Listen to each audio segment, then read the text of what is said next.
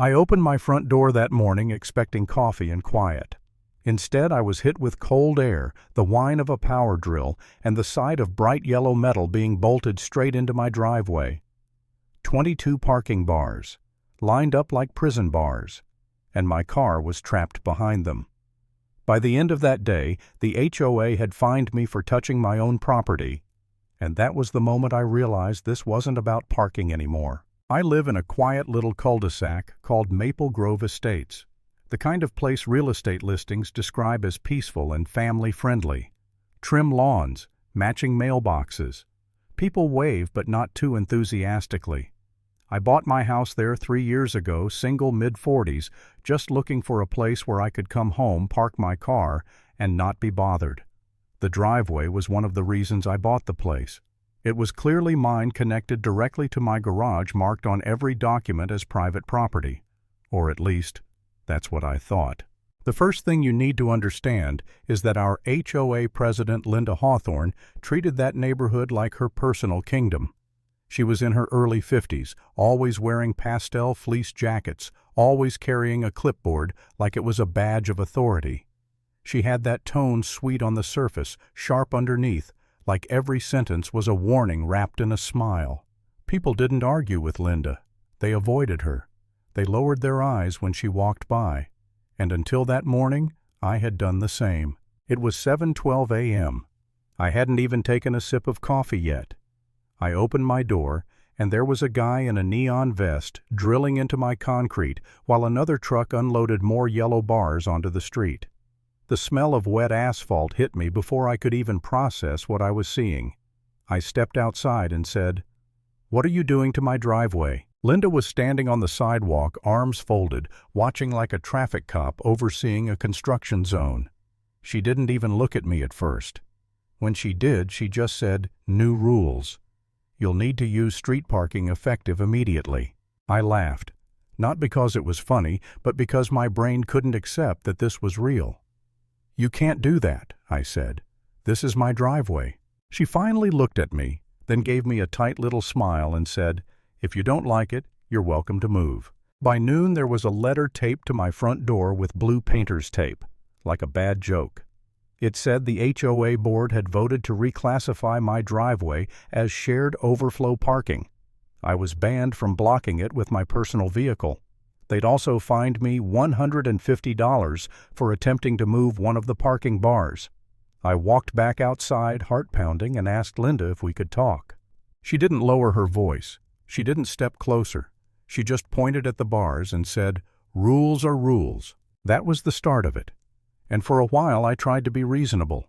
I emailed the HOA board, all 5 of them. I explained that my deed showed that driveway as part of my lot. I explained that I literally couldn't get my car out. I attached photos. I used polite language. I waited. No response. So I went to the next HOA meeting in the clubhouse. Fluorescent lights, stale coffee folding chairs that squeaked when you shifted your weight. When it was my turn to speak, I stood up and calmly explained the situation. I didn't raise my voice. I didn't accuse anyone. And Linda cut me off mid-sentence. "You're being hostile," she said, "and this isn't the time." Another board member chimed in and reminded me that I now owed 3 fines totaling $450. They added that if I parked on the street incorrectly, my car could be towed. After the meeting, one of my neighbors texted me. Just one. He said, "Sorry, man, I have kids. I can't be on her bad side." That was when it hit me. This wasn't just about me. Everyone was scared of her. A few nights later, I stepped outside in slippers to check if any of the bars were loose. I didn't touch them. I just looked. 10 minutes later, a patrol car rolled into the cul-de-sac with blue lights washing over the yellow metal. Linda had called the cops on me for trespassing, on my own driveway. The officer looked bored. He checked my ID. He looked at my address. He looked at the bars. Then he shrugged. But he still wrote up an incident report. And when the cruiser drove away, I stood there in the dark, shaking not from fear, but from something worse. Doubt. I went inside and sat at my kitchen table staring at the fines, the letters, the emails that went unanswered. And for the first time I wondered if maybe I was wrong. Maybe I was being difficult. Maybe this wasn't worth it. The thought of months of fighting, more fines, more stress, it made my chest feel heavy. I almost gave up right there. But that incident report sat on the counter staring back at me. The next morning I decided I was done arguing. No more emails that went nowhere. No more emotional reactions.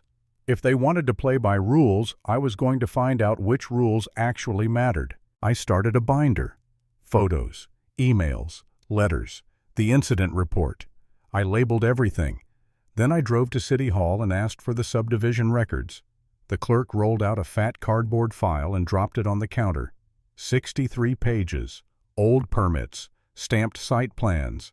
And there it was, my lot number, my driveway clearly marked as private property. Required off-street parking. A note in bold text said, "No HOA may interfere with this required parking." I kept flipping pages and found the setback easement, 5 feet. No permanent structures allowed. The parking bars were drilled straight through that line. And then I saw something even worse for them. By reclassifying my driveway, they had blocked part of a marked fire lane curve. That's not a suggestion. That's a violation. I sent the HOA a calm email. No emotion, just facts. Unpermitted construction, obstruction of required parking, violation of setback, interference with a fire lane, harassment. I gave them 7 days to respond. I attached scans of the stamped plans. Linda replied publicly in the HOA app, calling me dramatic and warning neighbors not to support entitlement. That reply went straight into my binder. Then I filed an official complaint with City Code Enforcement and Building Inspection. When they asked for more information, I dropped off the entire binder like a homework assignment from a very angry nerd. 2 weeks later, on a bright Saturday morning, I heard diesel engines outside. A white city truck, a fire marshal SUV, a code enforcement car, no sirens, just authority. Neighbors poured out of their houses, phones already up. The inspector walked straight to my driveway, stepped over a bar, and asked me to confirm my name. Linda rushed over, clipboard waving, insisting it was common area. He held up the stamped plan and said, "Ma'am, this is his private driveway." He measured the bars. 2 inches into my property. He laughed. The fire marshal pointed out the fire lane violation. A red notice went up on the HOA bulletin board. The fines were explained, up to $2,000 per day. Then a police cruiser rolled up. Same officer from the night Linda called them. He looked at her and said, "We've had more than one questionable call from you. Patterns of false reports can be prosecuted." Linda didn't say anything. She didn't have to. Her face said everything. 3 days later, the HOA voted to remove every bar patch my driveway and pay the fines. 2 weeks after that, an email went out announcing Linda's resignation for personal reasons. I stood on my clear driveway that evening, concrete smooth again, and realized something. Power like hers only works when people stay quiet. And the moment someone stops being afraid, it collapses.